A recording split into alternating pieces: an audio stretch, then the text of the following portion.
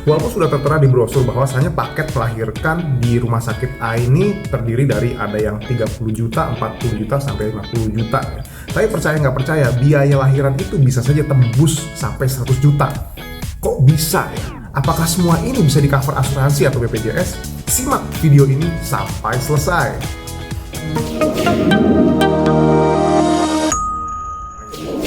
Halo teman-teman sekalian, balik lagi sama saya Akbar di channel YouTube Uang Kamu. Di channel YouTube ini teman-teman bisa belajar banyak hal seputar personal finance ya, atau perencanaan keuangan. Mulai dari ngatur duit, asuransi, investasi, hingga tips-tips keuangan lainnya yang pastinya bakal relate banget sama kehidupan kita sehari-hari. Dan kali ini kita akan ngebahas seputar biaya persalinan ya, yang terkenal cukup mahal. Oke teman-teman sekalian ya, punya momongan itu merupakan sebuah pencapaian hidup. Bisa dibilang kita sudah level up dari fase hidup satu ke fase hidup selanjutnya. Dalam perencanaan keuangan ini sebetulnya ada fase-fase hidup manusia yang harus kita ketahui ya. Pertama, fase di mana kita masih bergantung sama orang tua atau wali kita. Lalu nanti kita akan masuk ke fase lajang ya, di mana kita sudah bisa cari penghasilan sendiri dan sudah bisa mandiri. Nah, setelah fase lajang biasanya ada yang melanjutkan ke fase menikah di situ, dan buat mereka yang punya keturunan dia akan masuk ke fase satu lagi di atasnya, yaitu menikah dan punya anak. Sudah pasti ketika seorang upgrade dari satu fase hidup ke fase hidup lainnya, beban keuangannya bakal bertambah. Nah, ketika seorang sudah punya momongan ya, sudah ada anak di keluarga itu, otomatis tujuan finansialnya juga bisa berubah ya. Tadinya mungkin dia nggak kepikiran buat memikirkan biaya pendidikan anak, sekarang harus dipikirkan ya. Terus biaya hidupnya yang dulu mungkin hanya berapa juta per bulan, kini juga meningkat karena ada tambahan anggota keluarga baru. Jadi itulah sebetulnya ya, mengapa kita perlu persiapan finansial. Belum lama ini juga ada yang curhat ya, dia kirim DM ke Instagramnya Uang Kamu dan bilang bahwasanya kayaknya saya nggak siap deh untuk masuk ke fase hidup selanjutnya gitu sama pasangan gitu. So kita memutuskan untuk child free aja gitu ya.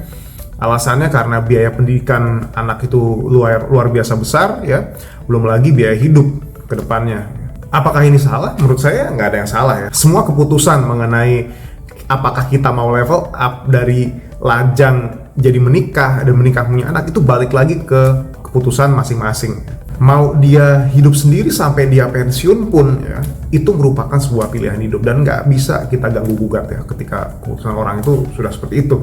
Oke, balik lagi seputar biaya persalinan. Nah, jadi belum lama ini saya lagi lihat-lihat nih brosur-brosur persalinan di beberapa rumah sakit ya. Teman-teman mungkin bisa ngelihat beberapa ya contohnya ya di sini ya.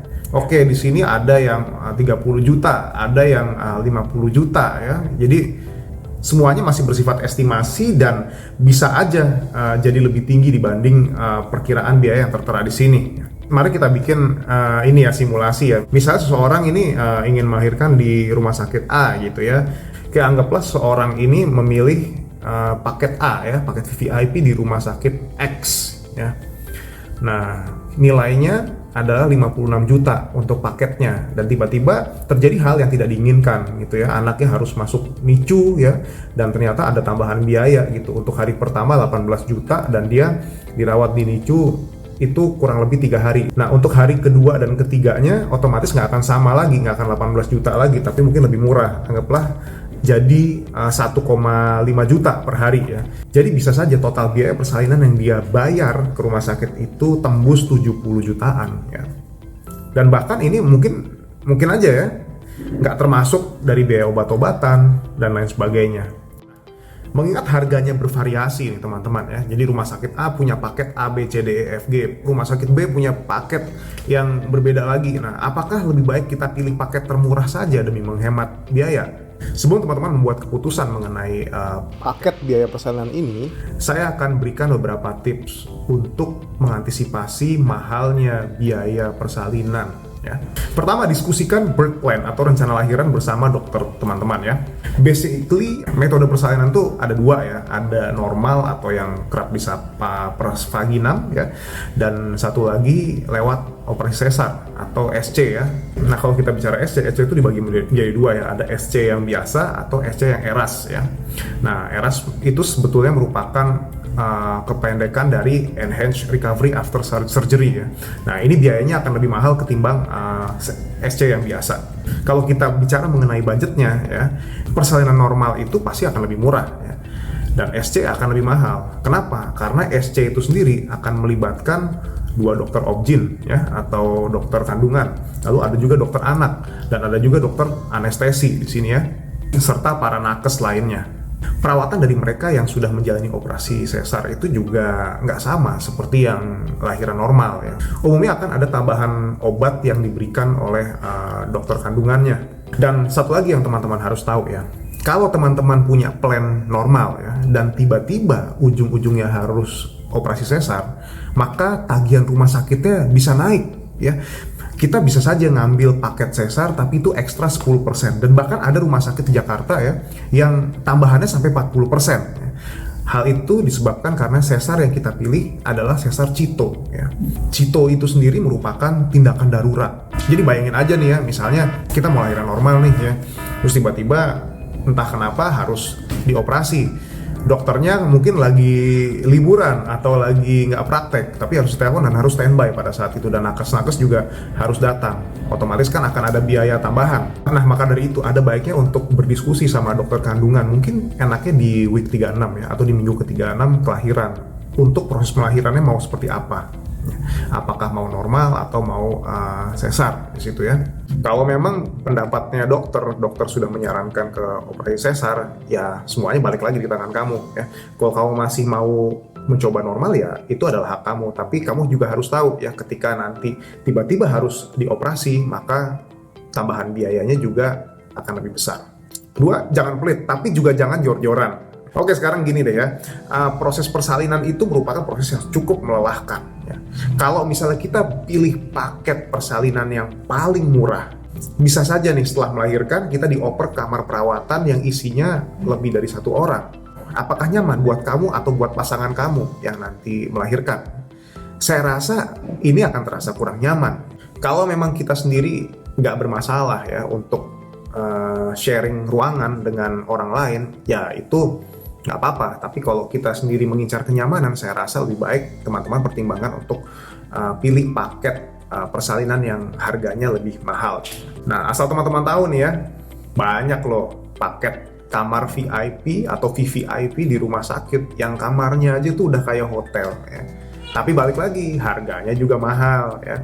Nah, oleh karena itu ya, ketika kita mau upgrade kamar, kita juga harus lihat kemampuan kita ya. Ingat ya, di sini kita ingin memulihkan kondisi fisik ya setelah melahirkan, bukan mau staycation. Pilih yang sesuai dengan budget, tapi pastinya nyaman juga. Fokus ke yang penting dulu. Nah, apa sih yang penting dulu? Ya sudah, lahiran. Itu adalah yang penting dulu ya. Fokus keuangan kita harus ke situ dulu ya. Jangan mikirin dokumentasinya ntar gimana sih. Kan sekarang udah ada ya paket-paket dokumentasi video atau foto yang siap mengabadikan momen saat kita lahiran gitu ya. Dan itu butuh biaya lagi ya. Terus apalagi dekorasi kamar lahiran. Nah, itu nanti dulu deh ya, kalau memang budget kita pas-pasan, kita fokusin semuanya ke biaya lahiran saja dan antisipasi ketika ada hal yang tidak kita inginkan ke depannya. Oke, keempat, coba cek asuransi kesehatan kamu ya.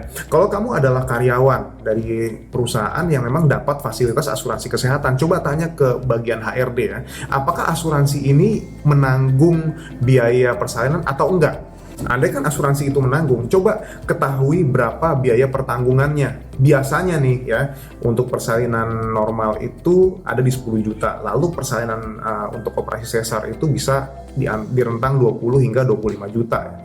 Nah, apakah ada yang nanggung 100%? Ya mungkin aja ada, cuman baiknya itu dikonfirmasi lagi ke pihak HRD dan asuransi ya. Penting banget untuk mengetahui ya manfaat persalinan teman-teman ya di asuransi ya. Karena kenapa? Karena nanti itu akan berpengaruh sama uang yang teman-teman siapkan. Misalnya nih, paket melahirkan di rumah sakit yang teman-teman pilih nilainya 50 juta ya untuk sesar, dan asuransi teman-teman hanya menanggung 25 juta. Otomatis sisanya akan teman-teman bayarkan lewat kantong pribadi. Lantas apa kabar kalau asuransi kantor kita ternyata nggak punya manfaat melahirkan gitu? Apakah ada baiknya kita beli aja sekarang asuransi kesehatan lalu kita beli manfaat melahirkan? Tunggu dulu ya, jangan buru-buru. Teman-teman harus tahu bahwasanya melahirkan itu ya, atau persalinan itu bukanlah sebuah risiko murni. Ini merupakan sesuatu yang kita inginkan ya, atau pengen kita rencanakan dari jauh-jauh hari ya, kita program.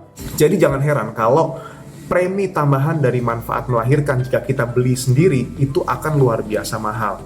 Oke, sebagai contoh nih ya, satu asuransi di sini menerapkan kebijakan seperti ini. Kalau kamu ingin membeli manfaat melahirkan, ya, otomatis asuransi itu tidak akan berdiri sendiri. Jadi kamu harus beli asuransi kesehatan dulu, ya, baru beli tambahan manfaat melahirkan. Dan kamu hanya bisa menggunakan manfaat melahirkan ini tahun depan, ya. Jadi nggak bisa langsung dipakai sekarang, langsung melahirkannya 3 bulan kemudian, nggak bisa. Ya. Preminya ini cukup mahal ya. Jadi untuk manfaat sebesar 10 juta untuk manfaat lahiran ya, preminya ini 15 juta. Jadi kamu bayar 15 juta dulu di tahun ini, dan tahun depan kamu baru dapat manfaat melahirkan 10 juta. Nah, mahal atau enggak nih ya?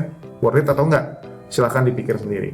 Tapi balik lagi ya teman-teman ya, beda asuransi, beda aturan juga. Mungkin ada yang preminya lebih terjangkau atau ketentuannya lebih fleksibel ya. Makanya penting banget ya untuk kita mempelajari dulu polisnya dan aturan mainnya sebelum kita membeli asuransinya.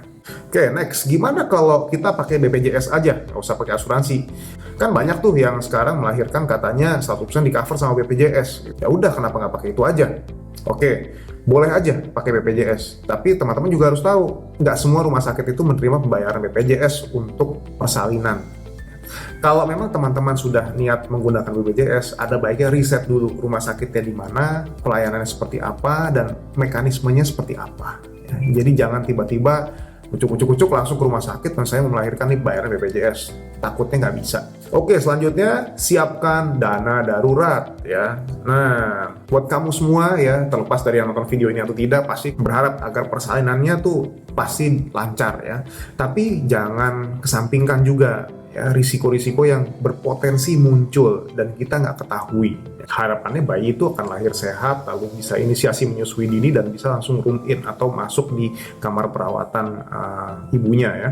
Tapi kadang-kadang ya saya bukannya mau nakut-nakutin atau mendoain yang jelek-jelek nih. Bisa saja ketika lahir ya buah hati kita harus menjalani perawatan di neonatal intensive care unit atau NICU, dan otomatis akan ada tambahan biaya lagi untuk perawatan di NICU itu sendiri. Ingat, cash is king ya, bukan hanya dalam investasi tapi dalam hal yang sifatnya darurat. Pokoknya wajib banget sedia dana darurat. Gimana sih cara ngitung dana darurat buat melahirkan? Kita lihat coba paket melahirkan yang kita pilih berapa harganya ya. Nah, ketika kita sudah tahu, maka silakan alokasikan 20% dari total harga paket itu saja untuk jaga-jaga. Oke, terus kemarin ada juga yang DM ya ke akun uang kamu ya, bilang, "Coach, waktu itu istri saya melahirkan dan akhirnya saya terpaksa pakai kartu kredit, ada kurang bayar dari total tagihan itu. Kira-kira boleh nggak sih sebetulnya?" Jawabannya mungkin boleh aja ya. Cuman jangan jadikan kartu kredit ini sebagai solusi utama ya. Utamakan punya dana darurat dulu ya. Dan kalau memang masih kurang lagi, baru kartu kreditnya digunakan ya. Itu pun dengan catatan kita sendiri mampu untuk membayar atau melunasi tagihannya di bulan depan. Oke teman-teman, itu tadi bahasan singkat kita mengenai biaya lahiran ya. Sebetulnya kita bisa aja loh menjadikan lahiran anak ini ya, atau persalinan ini sebagai salah satu tujuan finansial kita. Jadi misalnya nih ya, ketika pacaran nih, belum nikah, kita membuat 2 tabungan khusus ya di reksadana ya. Pertama untuk ngumpulin biaya nikah, dan satu lagi untuk ngumpulin tambahan biaya persalinan di kemudian hari kalau nanti pasangan atau kita sudah hamil, itu juga bisa. Nah, dengan cara ini teman-teman bisa lebih menghemat biaya persalinan yang nantinya akan dibayarkan ya. Pokoknya doa dari saya buat teman-teman yang sedang menunggu kelahiran buah hatinya ya. Semoga proses persalinannya ini lancar ya, tidak ada hal yang kita tidak inginkan terjadi, dan ibu, ayah, serta buah hatinya sehat selalu ya. Oke, jangan lupa like dan share video ini, lalu subscribe channel YouTube Uang Kamu. Saya Akbar pamit undur diri, sampai jumpa di video selanjutnya.